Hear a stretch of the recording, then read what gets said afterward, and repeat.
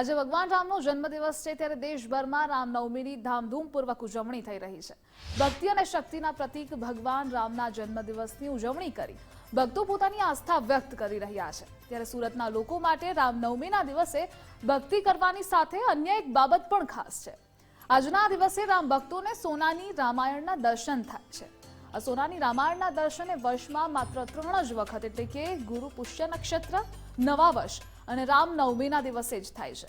ત્યારે આજે રામનવમીના પાવન દિન નિમિત્તે મંદિર દ્વારા આ ગ્રંથ ભાવિક ભક્તો માટે ખુલ્લો મૂકવામાં આવ્યો, જેના દર્શન કરી લોકો ધન્યતા અનુભવી રહ્યા છે। મહત્વનું છે કે આ સોનાની રામાયણ 540 પાનાની છે અને 222 તોલાના સ્વર્ણની શાહીથી લખવામાં આવી છે, જેનું વજન 19 કિલો છે, જેમાં 10 કિલો ચાંદી, 4000 હીરા, માણેક, પન્ના અને નીલમથી સજાવવામાં આવી છે।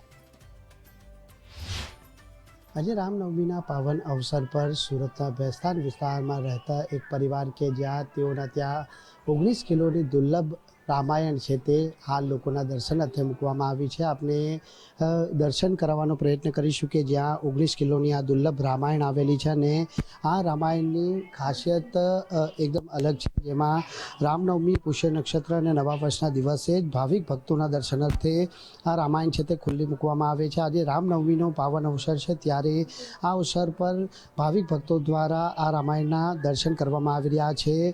રામાયણની ખાસિયત આપણે જણાવી દઉં કે 540 પાનાની આ સોનાની રામાયણ છે, જેમાં 222 તોલાના સ્વર્ણ શાહીથી આ રામાયણ છે તે લખવામાં આવી છે, જેનું વજન 19 કિલોનું છે।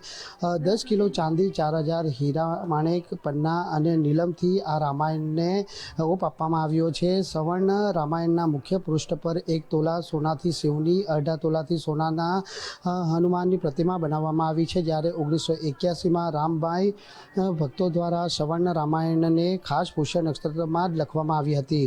કુલ 9 મહિના અને 9 કલાક જેટલો સમય આ રામાયણ લખવામાં થયો છે અને આ રામાયણ લખવા પાછળ 12 લોકોની જે મહેનત હતી તે અંતે રંગ લાવી હતી અને 530 પાના પર રામના જીવનને ચરિત્ર કરવામાં આવ્યું છે, એટલે ચિત્રિત કરવામાં આવ્યું છે। આ રામાયણમાં 5 કરોડ વાર શ્રી રામ લખવામાં આવ્યું છે અને રામાયણ માટે જર્મનીથી આ ખાસ જે પાના છે તે મંગાવવામાં આવ્યા છે। આપણે અહીં ભક્તો દર્શનાર્થે આવ્યા છે, તેઓ જોડે વાત કરવાનો પ્રયત્ન કરીશું। આપનું નામ જણાવો। કિશોર। શું કહેશો, આજે અલૌકિક રામાયણના દર્શન કરી રહ્યા છો, કેટલો ધન્યતા અનુભવી રહ્યા છો આજે રામનવમી? બહુ ખૂબ ધન્યતા છે, રામનવમી છે આજે એટલે શું ખાસ લાગી રહ્યું છે આ રામાયણ? આ તો અલૌકિક છે, બહુ મહા મહેનતે બહુ જોજ રૂપે તમને જોવા મળે એવું છે દર્શન। આપનું નામ? માધવભાઈ સૂર્યવંશી। ભાઈ, શું કહેશો આજની આ રામાયણ વિશે? રામાયણમાં એક આધ્યાત્મિક લાગે, આધ્યાત્મિક જેવું લાગે છે બધું, એવું કંઈ જોવામાં નથી આવતું બીજી જગ્યા, એટલે દર વર્ષે અમે લોકો આવે જ છે। બિલકુલ, દર વર્ષે ભાવિક ભક્તો છે તે રામનવમીના દિવસે અહીં દર્શન કરવા માટે આવે છે। કેટલાક ભાવિક ભક્તો જોડે પણ વાત કરવાનો પ્રયત્ન કરીશું કે તેઓનું શું કહેવું છે। જી, આપનું નામ જણાવજો। સુરેશચંદ્ર ચીમનભાઈ પટેલ। આજે આ રામાયણની ખાસિયત શું માનવામાં આવે છે? આ રામાયણ અમારા જે ગુરુજી હતા ને, જે રામ ભગત, એ વર્ષોથી ભગવાનની ભક્તિ કરતા ને એના શિષ્ય બી બહુ હતા, ફોરેન, અમેરિકા, લંડન, આટલે એમણે વર્ષો પહેલાં બી આટલે રામાયણની કથા કરેલી ને બધાને ભોજન ફ્રી।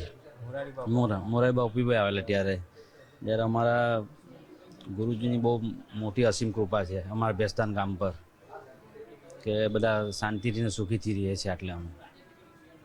બિલકુલ, સુખ, શાંતિ અને સમૃદ્ધિ પણ અહીંના લોકો છે તે પ્રાપ્ત કરી રહ્યા છે, કારણ કે આ 19 કિલોની દુર્લભ રામાયણ કે જ્યાં સોનાના શાહીથી આ રામાયણ છે તે લખવામાં આવી છે અને આજે જ્યારે રામનવમીનો આ પાવન અવસર છે ત્યારે આ રામાયણના જે દર્શન કરી અને જે ભાવિક ભક્તો છે તે પ્રાપ્ત કરી રહ્યા છે। કેમેરામેન અજય ખુમાન સાથે રાકેશ બ્રહ્મભટ્ટ, ગુજરાત ફર્સ્ટ, સુરત।